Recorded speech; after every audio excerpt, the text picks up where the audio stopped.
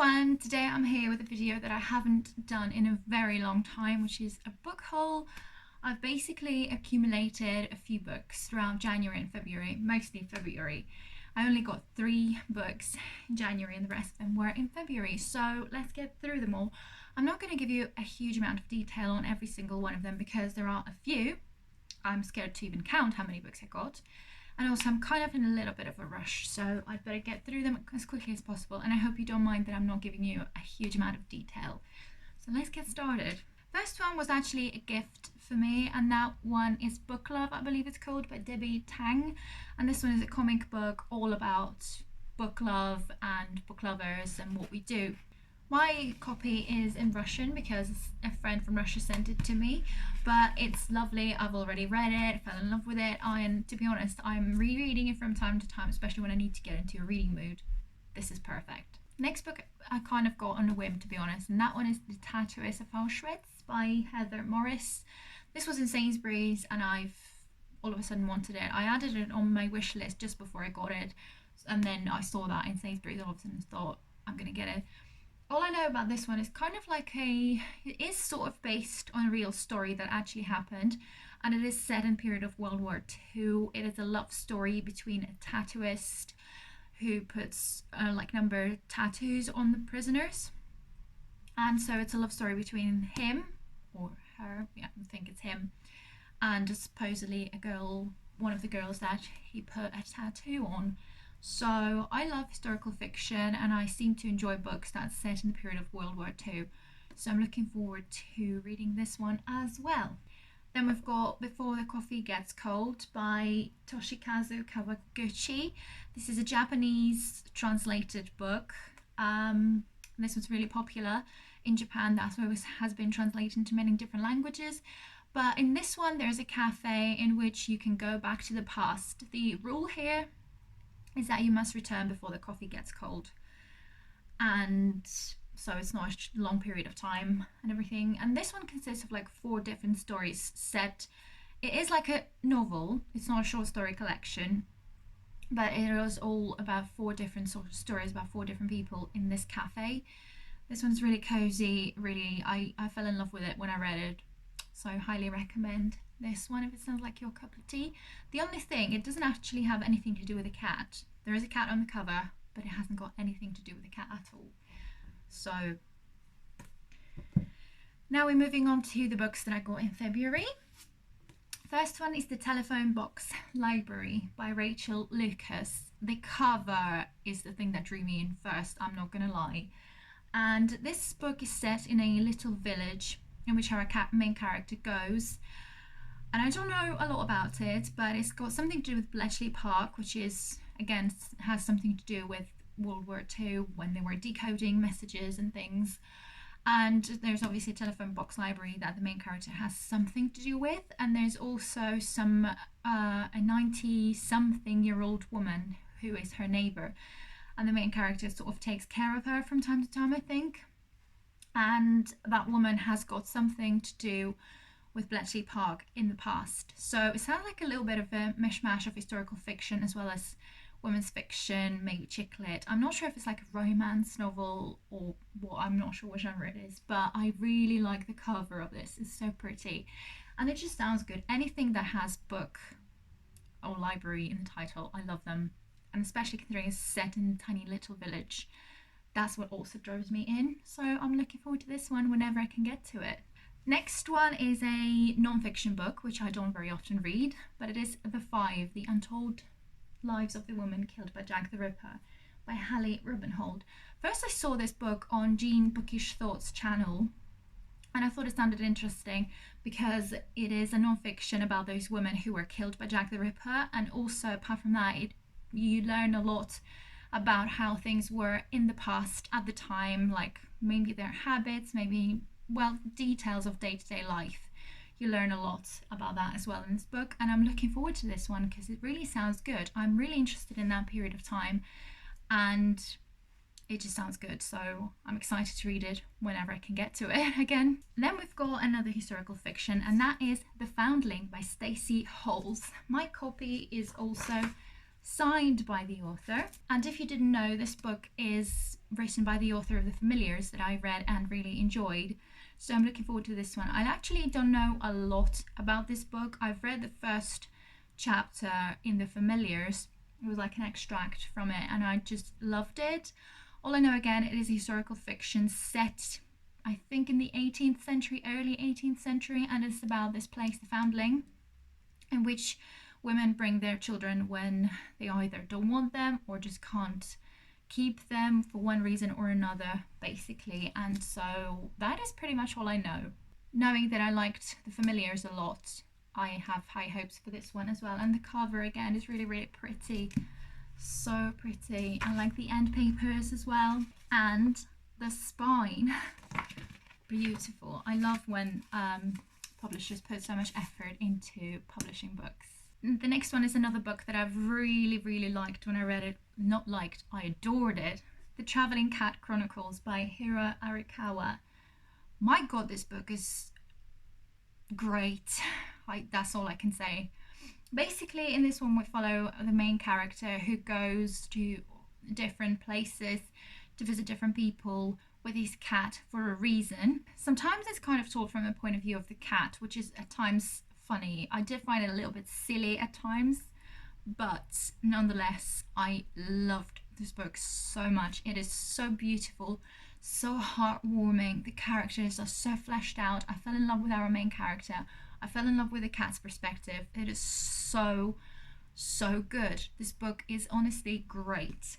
I fell in love with it. And this, I think, has joined the list of my favorite books of all time. And I wouldn't be surprised if it's going to be my favorite book of the year of 2020 in general. So, loved it. Then we've got two books that I got from a publishing company for kind of a review or mention them in my videos. Considering it's been 75 years of liberation of Auschwitz, I could choose from a selection of books that they sort of put in the email for me. So I chose two. I didn't realize I could get two, but I did get two.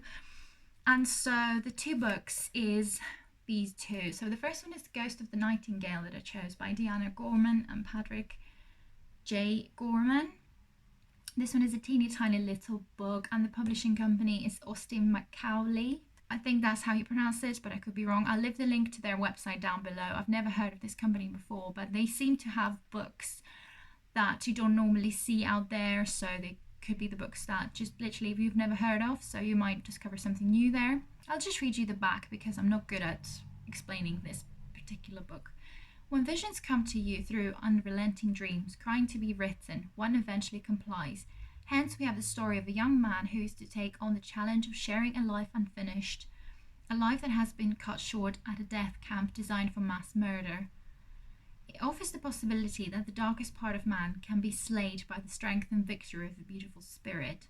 It is both a lesson in history and an offer of hope as our world continues to struggle in the fight of good versus evil.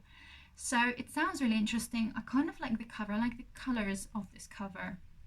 And I'm not sure if it's like a short story collection or if it's just short chapters, but nonetheless I'm excited. Like I said before, I like books that's set in period of World War II, and this one is one of them, obviously following a Jewish man, I think. So yeah, really excited for this one. And then another one is Octavia's Story by Clara Franklin. So this one says, this book is not a documentary. It is partially based on a true story of a few women who spent time in the concentration camp.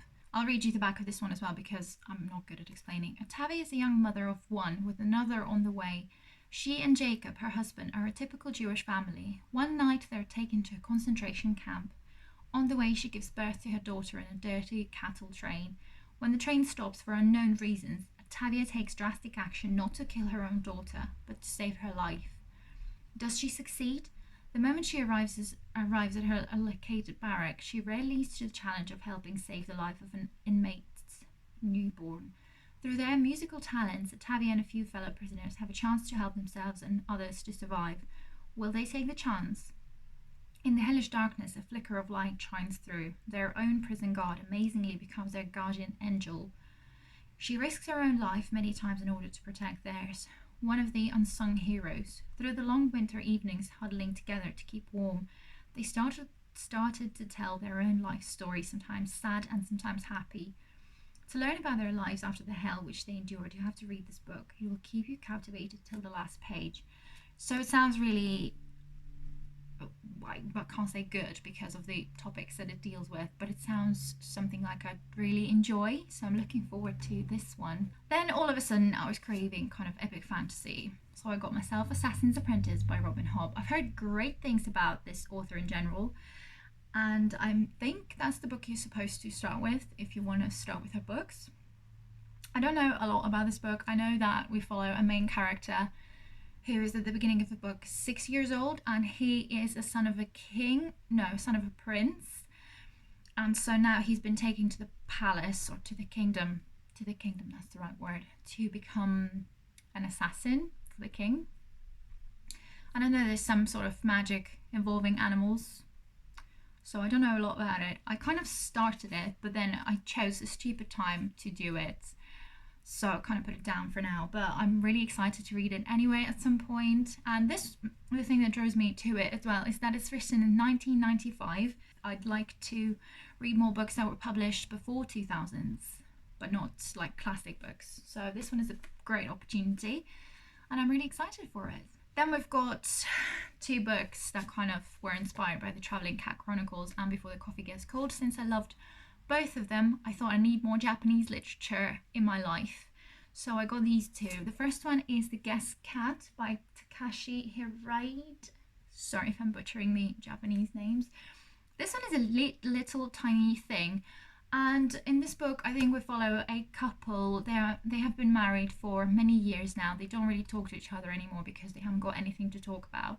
And then all of a sudden, a cat appears in their life, and she comes and goes. And so they sort of start talking to each other about the things that the cat has done, and that potentially brings them back together as they were. And so it sounds like something really sweet, something that I'd really, really enjoy. And again, a book about cats is something I absolutely love, and again, Japanese style I'll hopefully love this book.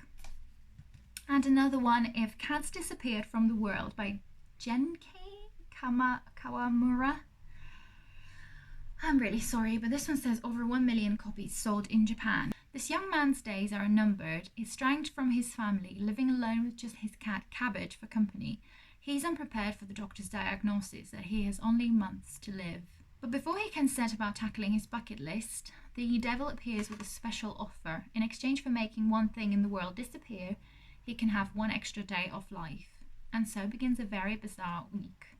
Because how do you decide what makes life worth living? How do you separate out what you can do without from what you hold dear? In dealing with the devil, our narrator will take himself and his beloved cat to the brink.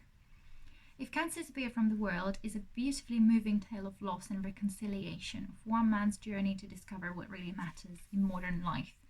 So again, it sounds like something really wonderful, and I'm really looking forward to it. Again, it's quite a short one, and the font of this one is quite big, so it should not take me a long time to read. Not that it matters. And the last one is the book that my husband got for me because it was our wedding anniversary the other day, 3 years. And he saw it on my wish list, and he knows that the best gift for me is a book. So the book of his choice was The Girl Who Reads on the Metro by Christine Ferret-Pleury. Sorry if I said that wrong, but it is a French book, as in it was written in French first. When Juliet takes the metro to her lowest office job each morning, her only escape is in books. She avidly reads on her journey and imagines what her fellow commuters' choices might say about them. But when one day she decides to alight the train a few stops early and meets Solomon, the mysterious owner of the most enchanting bookshop Juliet has ever seen, her world will never be the same again. For Solomon also believes in the power of books to change the course of her life, entrusting his passions with the task of presenting the perfect book to the person who needs it most, and he thinks Juliet is up for the job. And so, leaving her old life behind, Juliet will discover the true power a book can have. So it sounds absolutely wonderful. Again, it's just a short book, over 200 pages. No, under 200 pages. And I'm really looking forward to this one at some point as well. So I've just counted the books and I've got 13 books. So I'm really pleased about that, to be honest, because nothing else makes me this happy as getting new books. So yeah, that's all the books that I got in the months of January and February. Let me know in the comments down below if you've read any of these books, what you thought of them. And I hope you enjoyed this video, and I will see you in the next one. Thank you for watching. Bye!